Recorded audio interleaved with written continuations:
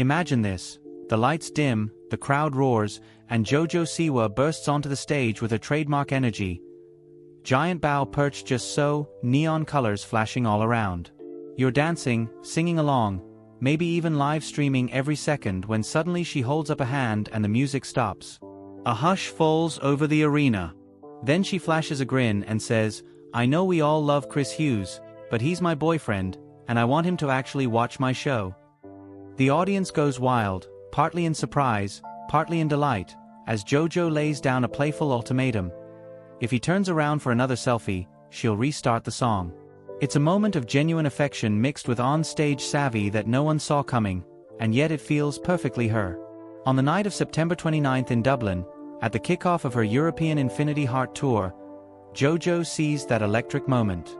She'd been in the middle of Dance Through the Day, when she suddenly paused, stepped forward, and called out to her fans.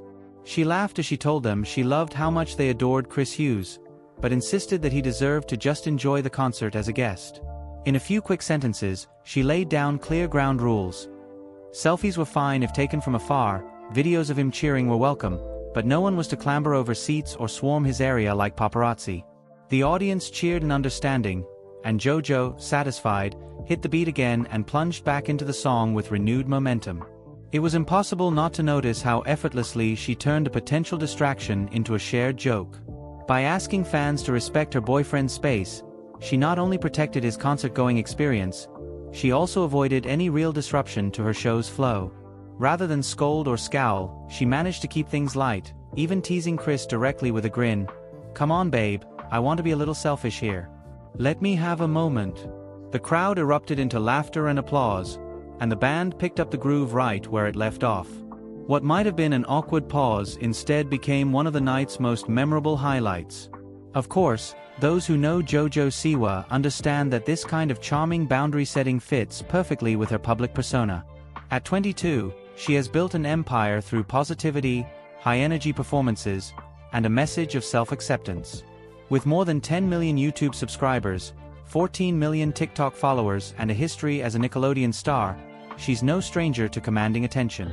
Yet she's equally known for advocating for kindness, inclusion, and respect, both on and off the stage. Asking her fans kindly to give Chris a break was simply an extension of the be yourself ethos she's championed for years. Chris Hughes, on the other hand, came to JoJo's world via British reality TV. A handsome and gentlemanly presence, he first met JoJo in the celebrity Big Brother UK house last April. Sparks flew on camera, behind-the-scenes whispers turned into Instagram official posts, and by June the pair were gushing about each other to E! News. He called her the love of my life and my best friend, while she praised his patience, fun sense of humor, and the way they understood each other. When Chris agreed to join her on tour, just to watch, he probably expected the adoring glances of thousands, but not the stage-stoppered selfie ban that turned him into a quiet center of attention. Behind her smile and showmanship lay several smart motivations. First, she genuinely wanted Chris to be able to enjoy the evening for more than just a photo op. Second, the sudden stops could interfere with lighting and choreography cues. And third, setting boundaries kept her relationship off-limits to overzealous fans. In a world where celebrities often say yes to every autograph and photo request, JoJo's brief refusal stood out as refreshingly honest. She wasn't hiding Chris away forever. She just wanted him to be a boyfriend witnessing her art, rather than an accessory in the front row. Fans on social media erupted into divided camps. Some hailed JoJo as a brilliant communicator, praising her mix of warmth and firmness. "She's just looking out for her love, so sweet." Others scoffed at the move, calling it diva behavior, "Get over yourself. You're not that famous, JoJo," or "Who cares about Chris Hughes?" A third group simply enjoyed the spectacle. Only JoJo would pause a concert for a selfie rule, popcorn worthy. Through it all, the underlying reaction was unanimous.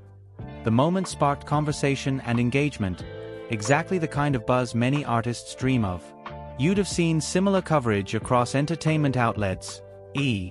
News posted a clip with a playful headline, People magazine highlighted the tender side of JoJo's request, and TMZ spun it as teenage romance meets stage etiquette. Public relations experts nodded approvingly. JoJo's ask was clear, polite, and peppered with affection. far better received than a generic no photos announcement. Plus, the story offered free publicity. Concertgoers shared the video, fans debated the fairness of the rule, and the hashtag Let Chris Watch began trending among JoJo's younger followers. Backstage, her tour crew had to be prepared for the sudden pause. Sound engineers kept a close eye on their levels, ready to re-cue the track the moment JoJo gave the signal. Spotlights trained on Chris were shifted back to the stage. Ushers quietly reminded fans of the ground rules when needed, preventing any impromptu stampedes down the aisles. Meanwhile, the security team made sure no one strained to get a better view at the risk of spilling popcorn or tripping over seats. In many ways, it was a small logistical hiccup, but one handled so seamlessly that most of the audience probably assumed it was all part of the rehearsed show. From a branding standpoint, JoJo's rule was a home run. It underscored her narrative as an artist who values authenticity. She doesn't pretend that every aspect of her life is up for public consumption. It allowed her to showcase her devotion to Chris in real time, demonstrating a relationship built on mutual respect. Fans who follow her lifestyle brand saw this as proof that her positivity and boundary-setting messages extend into her personal circle. And because it was delivered with humor and sincerity, rather than denunciation or anger, it felt warm rather than alienating. At the same time, it posed a few risks. Overuse of such on-stage pauses could come across as gimmicky or self-indulgent if repeated too often.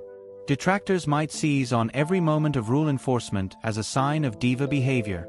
Yet for now, JoJo Siwa managed to strike the perfect balance, protecting her partner, managing her performance, and creating a viral moment that felt entirely genuine.